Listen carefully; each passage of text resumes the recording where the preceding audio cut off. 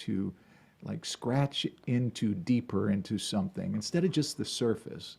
I mean, really dig deeper. What's Right. behind that idea, then what's behind that idea, and what's behind that idea. Right. Not assume just what they see. Yeah, that curiosity, I just, people ask me sometimes, like, geez, my kids are getting older. What do I teach them?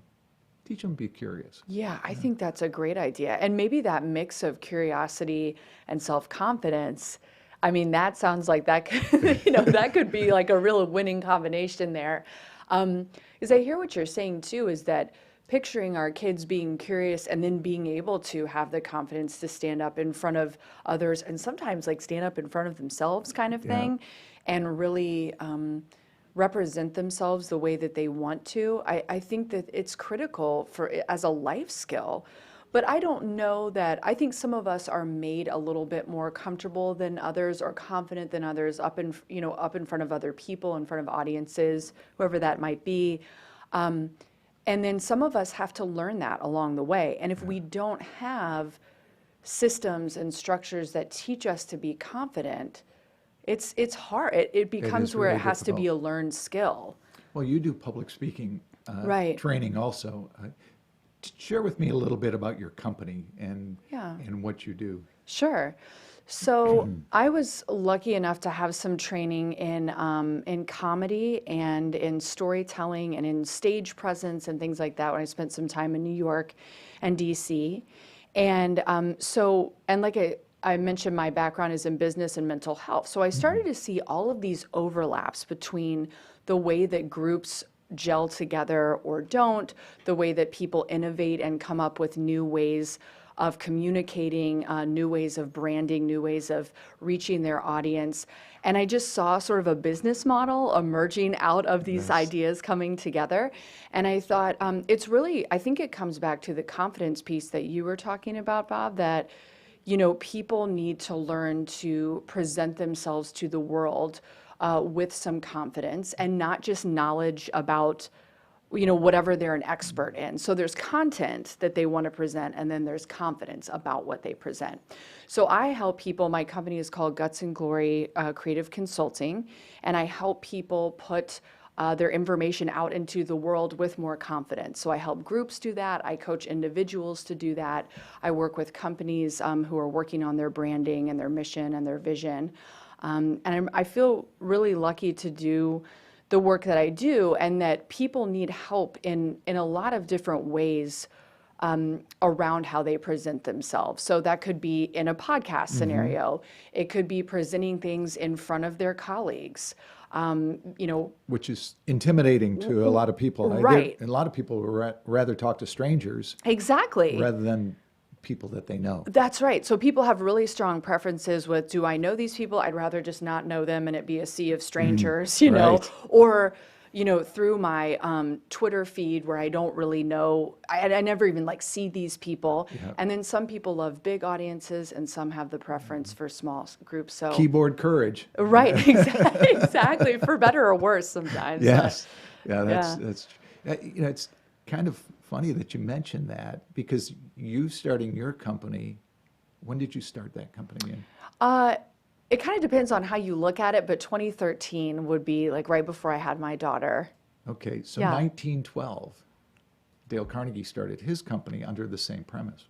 Wow. If he could get, at that time, was businessmen on their feet to stand up and share their ideas about their company, their industry, themselves, it would build their confidence Yes. and also give them the platform to share their business with others, which is the same premise that you're Yeah. starting now. 112 years later, I know. the company is growing bigger and stronger as we go, right? Right. It's the same premise, though, that same Right. thought process. Right, and we all still need it, right? I mean, it's not like that is going to be a thing that eventually goes away. I mean, we all need it. People struggle, so I guess it's good to be offering a service that is What was still your so needed. aha moment as far as being a public speaker? What was your aha moment? Oh, I think I was in maybe a level 3 improv class at Upright Citizens Brigade in New York. And I remember standing, I remember where I was in the room, looking at my teammates perform and, come up with ideas just out of the ether with each other. And I thought, this is magical.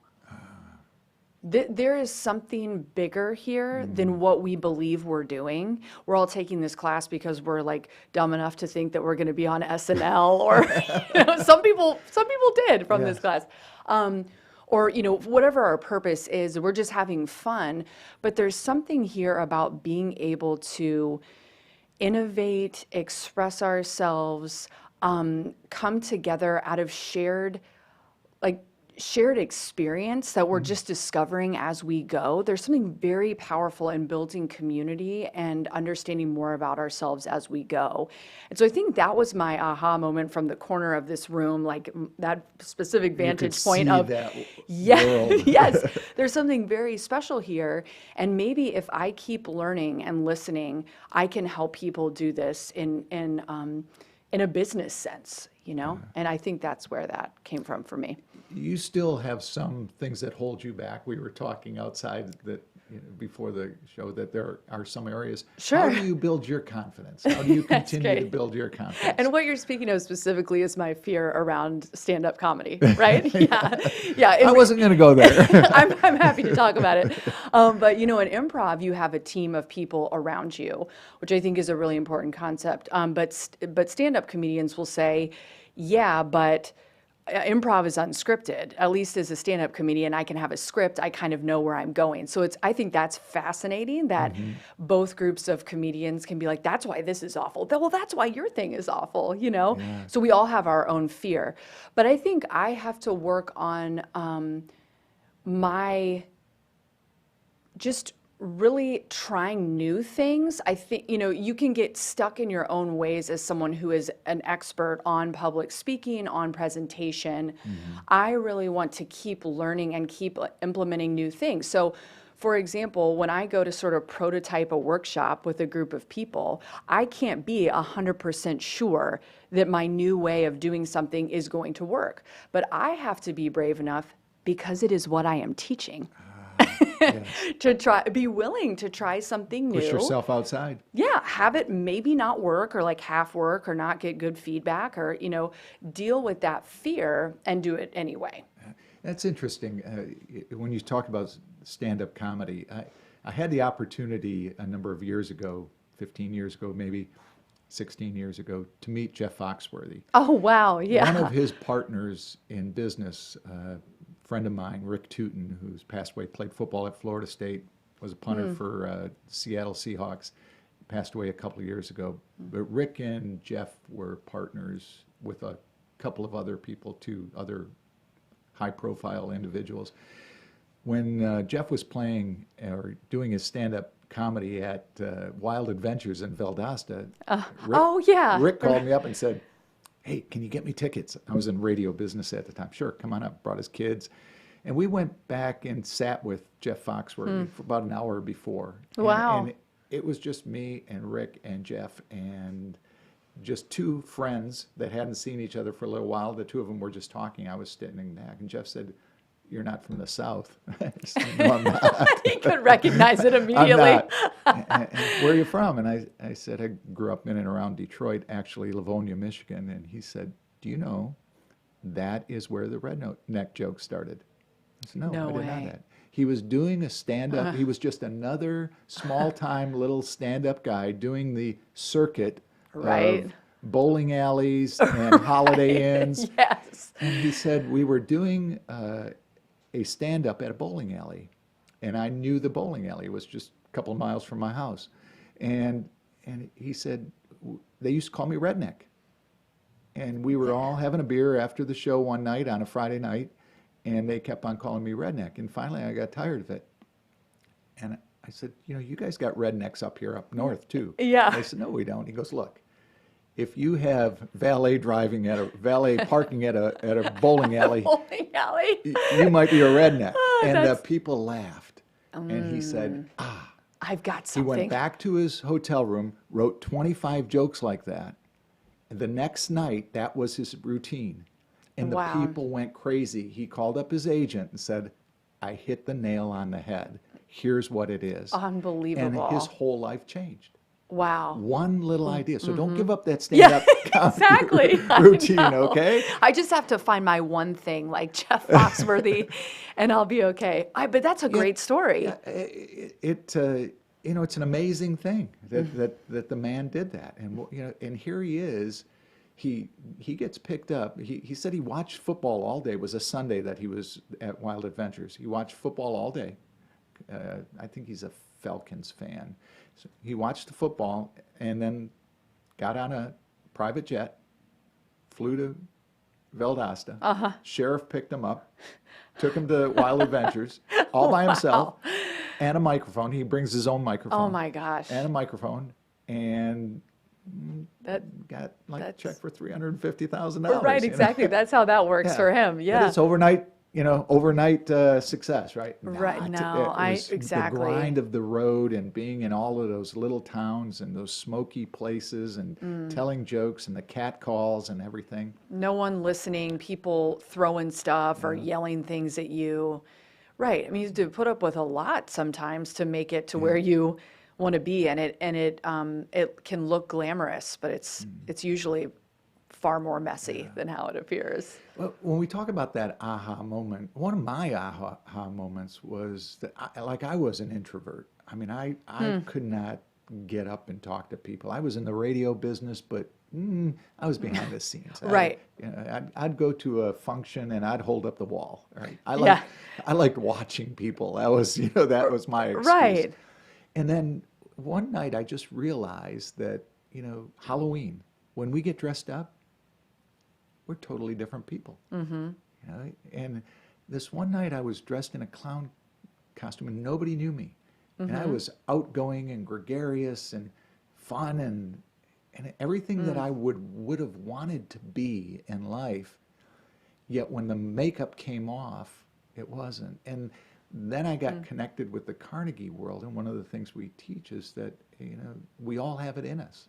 It's Yeah, latent. I It's sitting agree. below the surface, and you just have to find a way to bring it out. And that was fascinating to me, and it kind of changed my world as far as getting up in front of people and talking or having a radio show.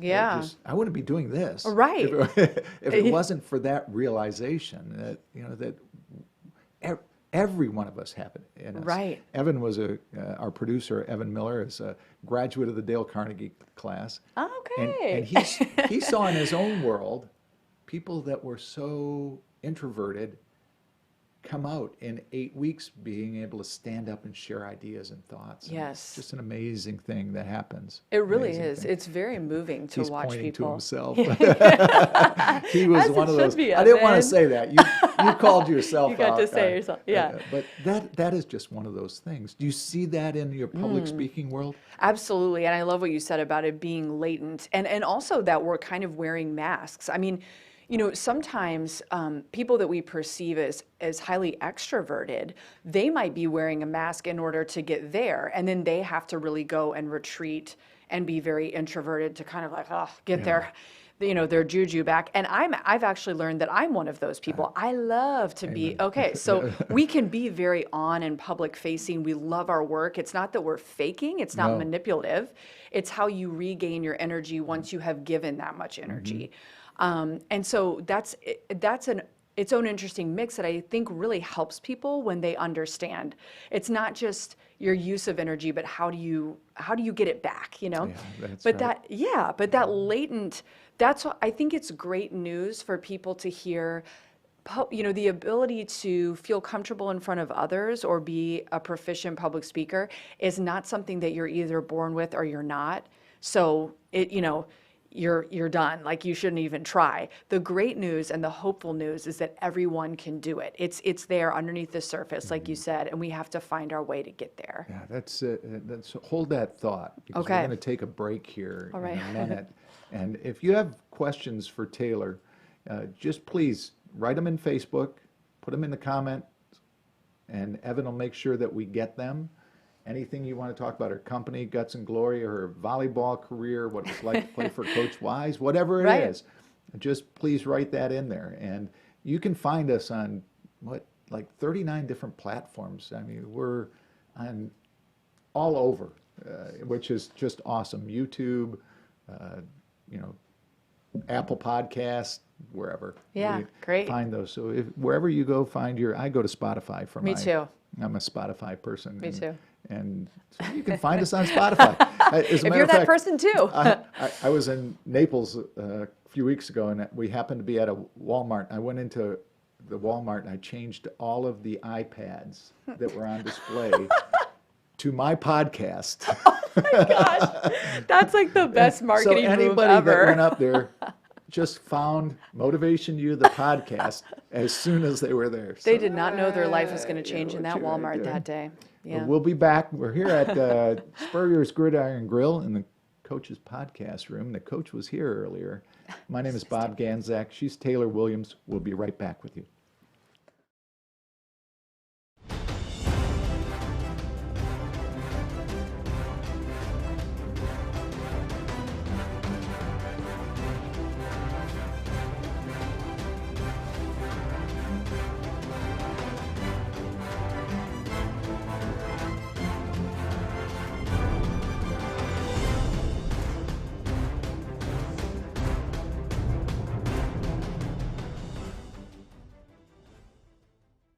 Hi, Steve Spurrier here. You know, making a reservation at my restaurant is easier than a Saturday afternoon homecoming game against Vandy. You don't have to call or email. Just go to spurriers.com, hit the reservation button, pick a date, number of guests, and a time. It's so simple I can do it. In fact, I just did. Maybe I'll see you tonight.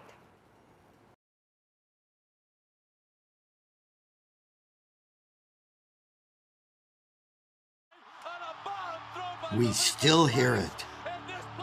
The sound of victory. The joy of being part of something great. And while things may not be the same right now, we haven't gone anywhere. If you bleed orange and blue, then Meldon Law is the firm for you.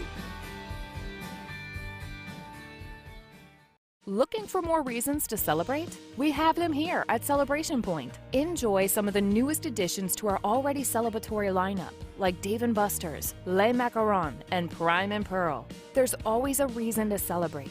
Join us anytime for any occasion. Celebration Point, where Gators come to celebrate.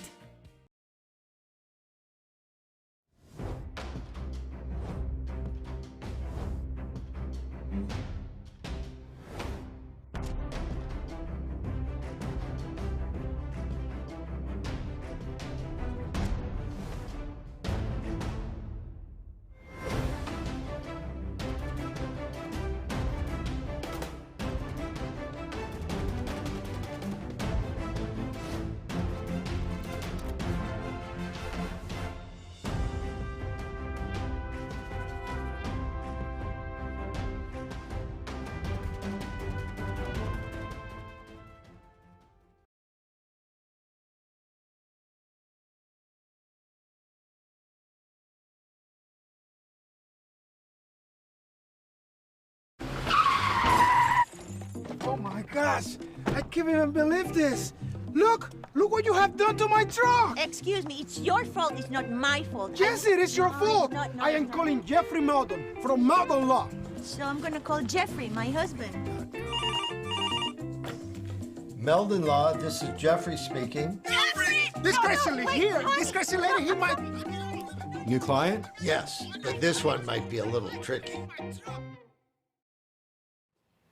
Welcome back to MotivationU the Podcast. My name is Bob Ganzak. My guest, Taylor Williams, and her company, Guts Glory, and we're going to dig more deeply into that. Okay. We're talking leadership and storytelling and leadership. I saw that back in the 80s when I first got my first management job. Sure. I saw that ability to tell stories. What does your company do as far as teaching storytelling, and how did you get interested in it? Yeah, great question. So you're right that storytelling has been around for a very long time. In the last few years, people have acted like it's a new thing, right? And everything is called storytelling, but it could mean a million different things, you know. So storytelling has been around since the dawn of time, and Yes. we even use it to explain the dawn of time. And, it is not a new concept.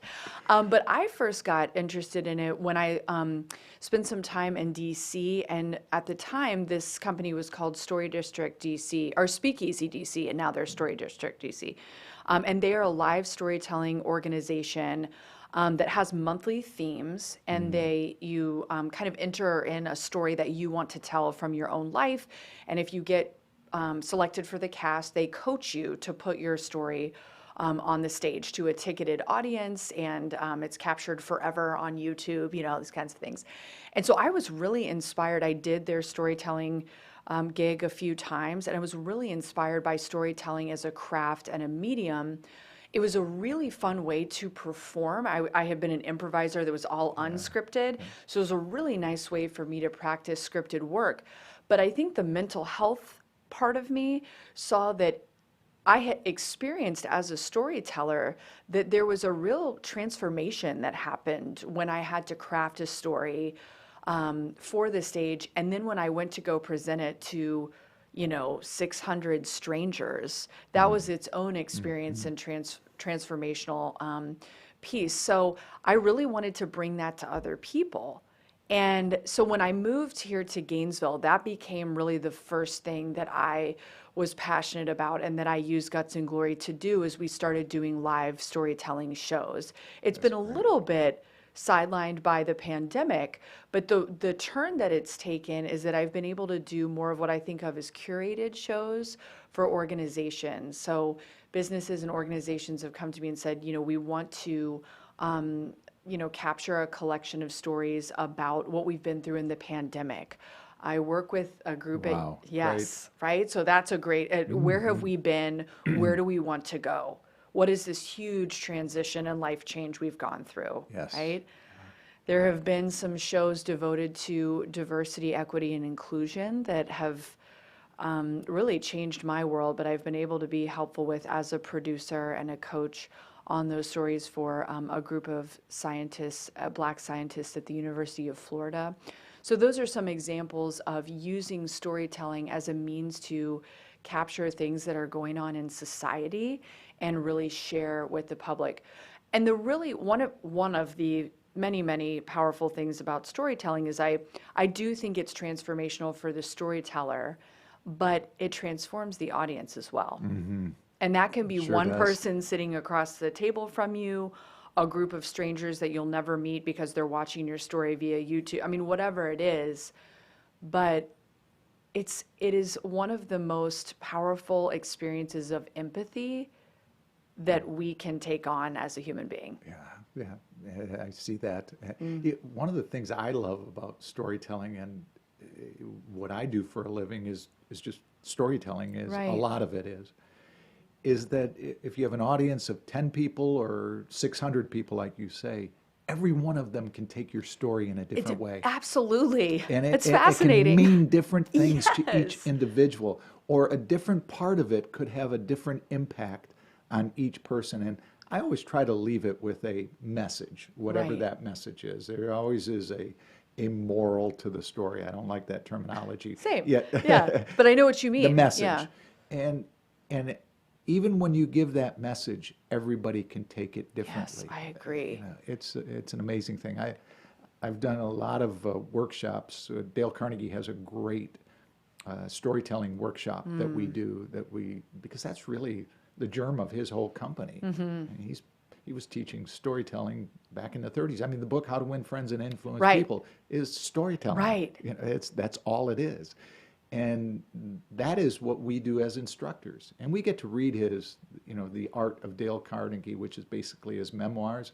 Yeah. As instructors, we get to read through that. And you see that he was just the consummate storyteller. And it helped build leadership so much, which was amazing. Yeah, it really is a medium for sharing and expressing ourselves, but also sort of building community, for having a greater influence, for bringing people over kind of to, I don't want to say our side, but, we can be convincing in that way. But I think the best kind of storytelling also invites other people's stories so that it actually Right. becomes a sharing technique and a two-way street.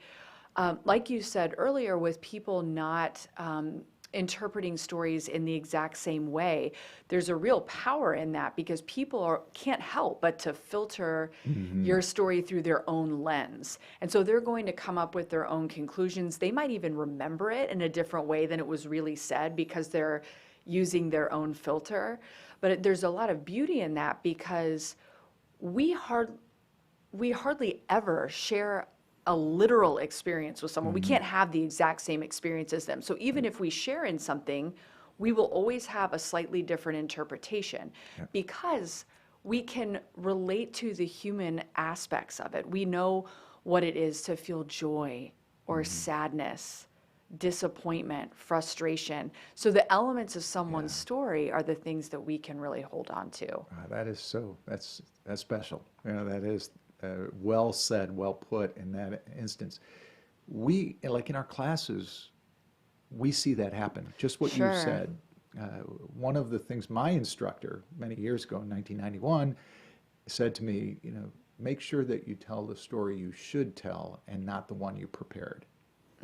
So I share that with my classes, and you see that happen where somebody prepared a class. We even practice with partners before they give their talk, and they will practice one talk, and then somebody in the class will stand up and share their talk, and it will spur in that individual to change their talk. And they totally change it. And sometimes they stumble through it because they've never practiced it. Right. Yet they're reaching inside and sharing something from here, which is another question I want to ask you, is like the ums and ahs. That's always a big thing in the Carnegie world. Because Toastmasters too. Well, it's big in Toastmasters. In Carnegie, we don't care about it. Oh, I see. Okay. It's the big point between Dale Carnegie training and Toastmasters. That's the line in the sand. It is, because Mr. Carnegie didn't care about it. His words, Taylor, were, if you could convey what's in your heart to your audience and get your message across, I don't care how it gets done. I love that.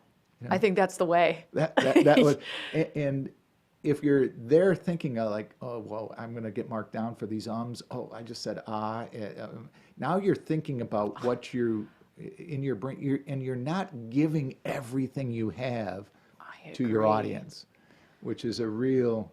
It takes away from some of that authenticity or truly being in the moment, because you're auditing yourself. I tend to agree with that, because I think we also have a tendency to over-apologize for what we perceive as like, oh, I stumbled, or I didn't say that word right, or I didn't mean to say that Never sentence apologize. there. Right, yeah. And it's sort of, but the more that we kind of freak out and say, oh, I said I wouldn't do this, or it goes with showing emotion too. People say, what if I show emotion on stage? I'm like, well, then I guess you're feeling it. Yes. That's my answer, And I understand not everyone wants to break down crying or show that amount of vulnerability. I understand what they're asking.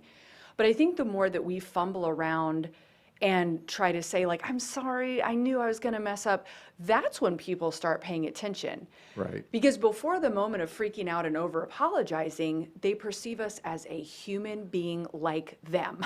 Yeah. They're like, I mess up sometimes.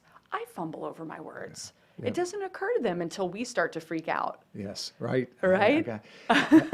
I'm coaching a young man in public speaking right now, and he has a lot of ums and ahs. And as we drilled down into finding where that started, he said it like once, and then he got made fun of, and he got made fun of again and again. And one of the things I said to him is that many times we in America don't like silence. Right. Being in the radio business for 30 years, we hated silence, because if your silence went like 3 seconds or 4 seconds, they're going to change the station. What happened to my station? I'm going to change it. Right. Yet we are that way. We just don't like silence. So we fill it with those ums and ahs. And it was an aha moment for him. He sat back in his chair. We were on a Zoom call, and he just said, wow, yeah, I see that. He felt that in that moment. That's what he does. He doesn't like the silence. So if we can get people to be used to that silence, it's okay. I mean, silence in a talk, let your words marinate a little bit. I agree. You know, it just lets it, you know, it's soaking up. The meat is soaking up all of those ideas. You know, that you know, being descriptive that way is just, it helps because the mind works in pictures. You know, we've got to paint those pictures. Right. And I think it kind of works both ways, right? Because I think sometimes if you're in the position of being a speaker or a facilitator or a teacher, when you ask, does anyone have any questions? And the room is silent, you're sort of like, oh my gosh, somebody please, you know. But you've asked them if they have questions. You have to give them time to think, but you can blow past the questions that they actually have because you were so uncomfortable sitting in it. And so isn't that just a lesson for so much of our uncertainty and discomfort? You know how we handle that in Carnegie World? We raise our hand and we say, who has the first question? Oh, that's good. And then you wait, and if you don't have one, some of the questions that we hear are, and you give the first question, so you've already prepared one. And then that usually spurs other people to ask questions. Because you've asked the first one and given people the permission to do it. That's brilliant. So that's so good. Might have to delete that because that's, you know, the secret sauce. Training, you know. You got to pay to get that stuff. That's right. Yeah, totally. Who was the individual in your life that got you into the storytelling world? Was there an event or something that happened that really made you start really loving the storytelling life?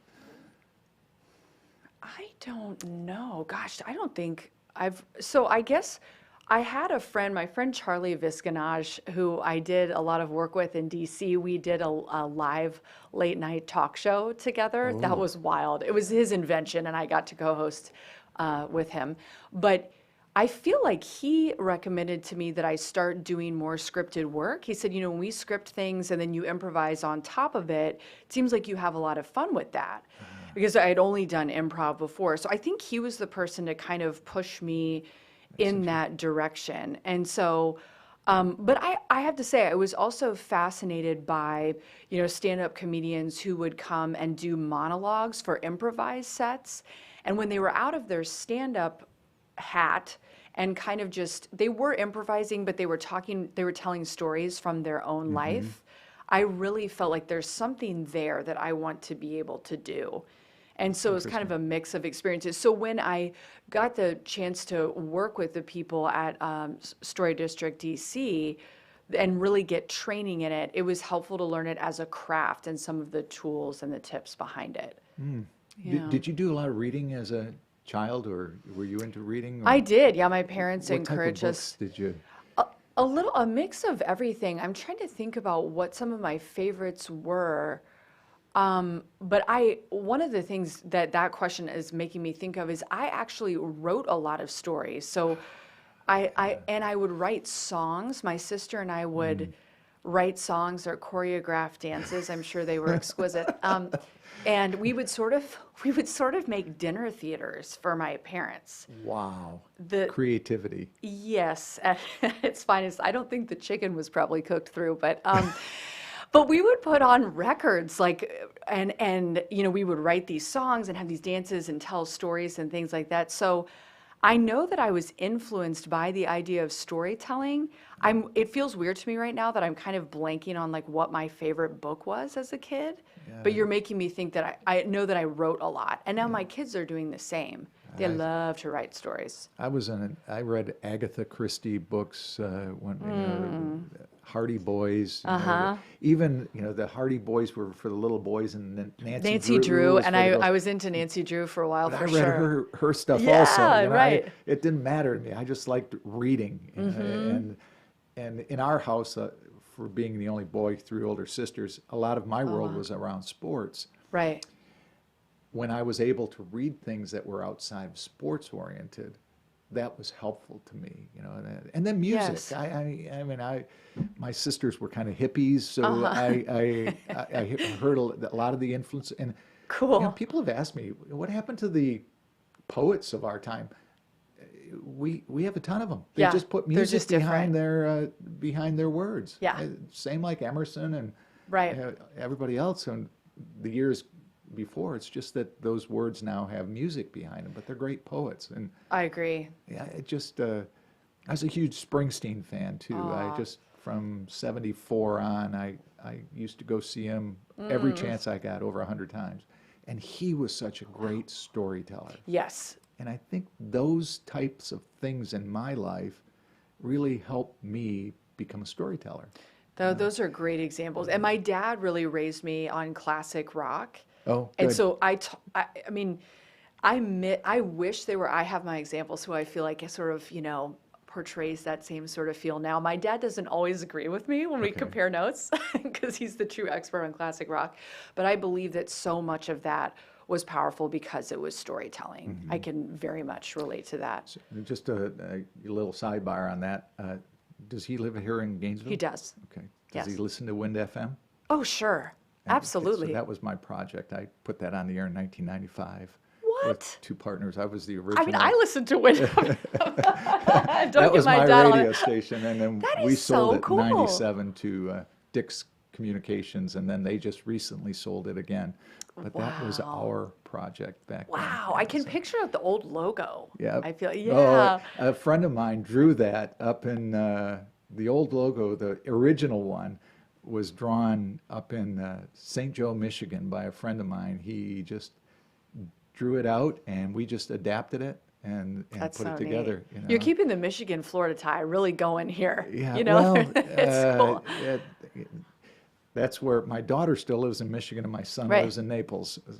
So you got I it. go Yeah, back and you're forth. living it. Yes. We all live right off of I-75. I live like right off of I-75. My son lives right off of I-75. My daughter lives right off of I-75. That's weird. Yeah, that's cool. So it basically, we need to go like on 2 streets to get to where each other's house is. But they're a couple thousand But miles just a apart. couple thousand miles. Yeah, it's a little bit different that way. Yeah.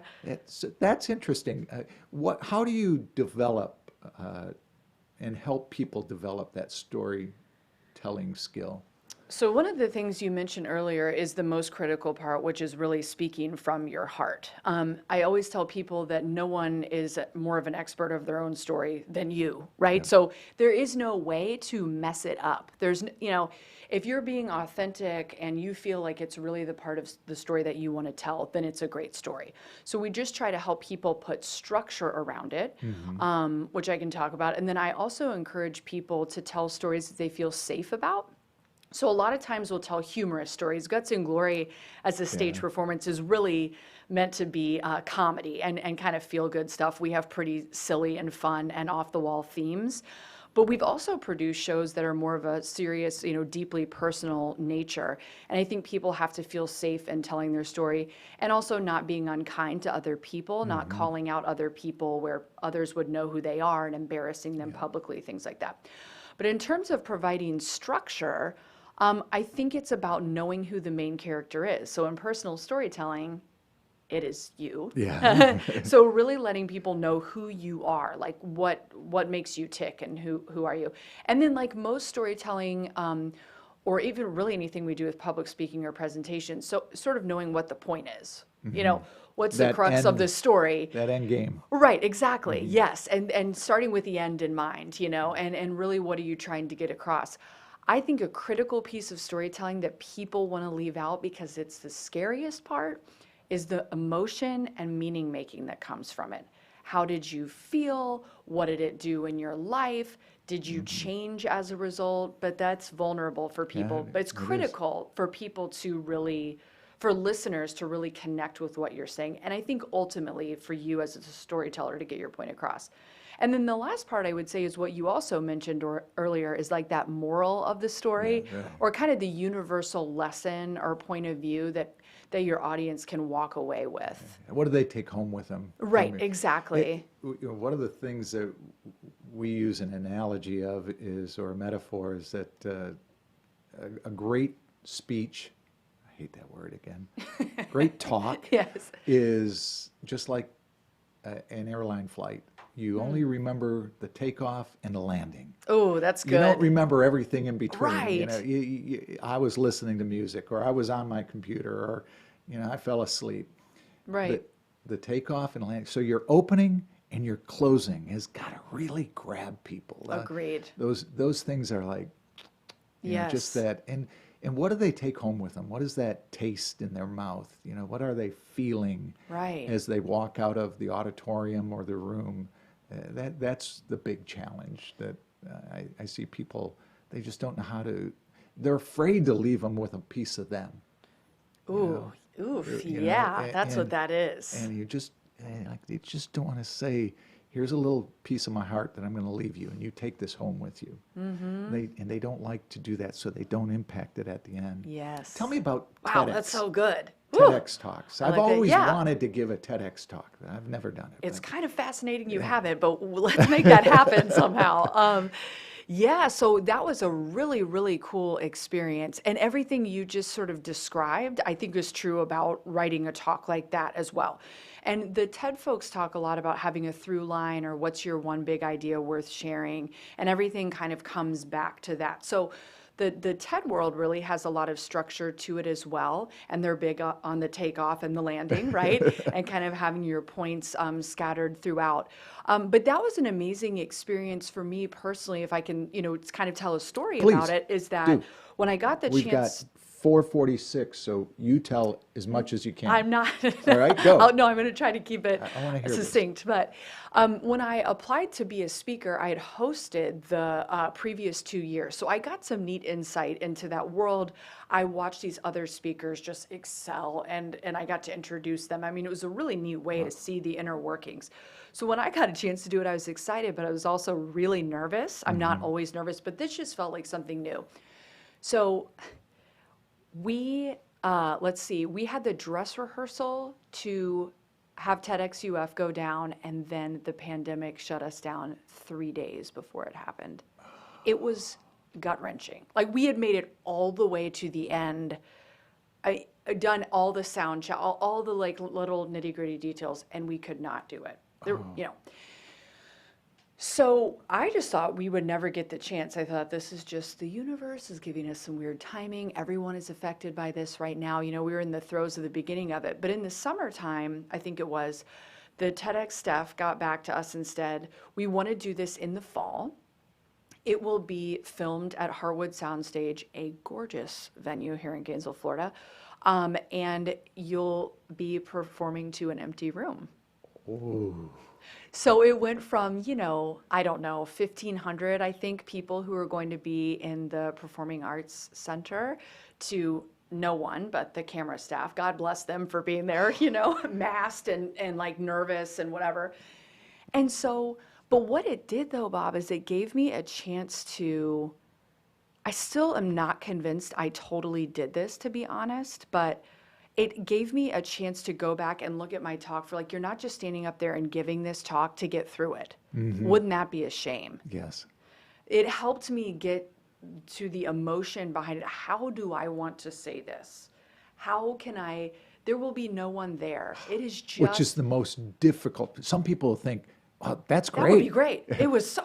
Oh. It had no reactions. When you're up there, you feed off of the people in the audience. Definitely. I'm one of those people that I will make eye contact with Yes. people. I will make them squirm, but just by trying to connect with people, I thrive off of laughs. I mean, hopefully I would have gotten some laughs, but there was no one to laugh. I had to pretend my mom was laughing or something, and to keep going. But it was such a huge challenge. But one where it was like, all right, this is it. Like, this is the opportunity I'm being given. And I think it made the experience all the more powerful. Well, and what a great way to do that is to take the unfortunate situation and turn it into a positive. I mean, I had to at some point. It's like, am I going to do it or not? You really have to do it at that point. Right. Because, standing on a stage with nobody there Yeah. is really tough. It was wild. Really tough. Yes. And in a lot of ways, Bob, I have never put this together until right now, but what I didn't know was coming was like another year plus of, speaking in front of a Zoom webinar, speaking into a black screen with a green dot right here and acting as if I'm speaking to all these people I can see. I mean, that was great practice for just like talking into the void and being animated and present and with people. I didn't know. It takes a lot of confidence to do that too. I don't care what anybody says. I mean, you have to have some confidence. To find When- it from somewhere. When you look at that Zoom camera and you can't, everybody blacks out their, their camera. So now you're looking at pictures or a black box where With a that name. person should be. Right, yeah. And you really have to have, I don't know how you would say it. You're the expert on this. You really have to have a belief in your product of what you're talking about. Yes. Because if you don't, that's going to shine through. Oh, yeah. That's gonna I mean, shine that through. is like a deep level of finding your self-confidence and a belief in your product. And I think so much of it, in a strange way, is about self-soothing. You almost have to, maybe it's like my mental health background, but you have to be able to, the more you freak out, all the black screens are going to be perceiving you freaking out if they're paying attention, but it's going to help, it's going to reinforce somatically how uncomfortable and weird this is, and it just makes you worse. So having to kind of dive into that deep well, this is the way that I'm hopeful that remote presentation of ourself and content or whatever will hopefully make us stronger if we can hang on to the lessons we've learned through the pandemic. Awesome. Her name is Taylor Williams. Her company is Guts Glory. Will you come back and join us I again would sometime? love to. Yes, thank you A couple so of weeks much down for the road, having let's me. do this Let's again. do it again. I would love to do this again. My Thank name is you. Bob Ganzak. For my friend, Evan Miller, our producer, this is MotivationU the Podcast, live from Spurrier's Gridiron Grill at Celebration Point. Thank you for being with us. Thank you, Bob. Thanks, Thank you. everybody.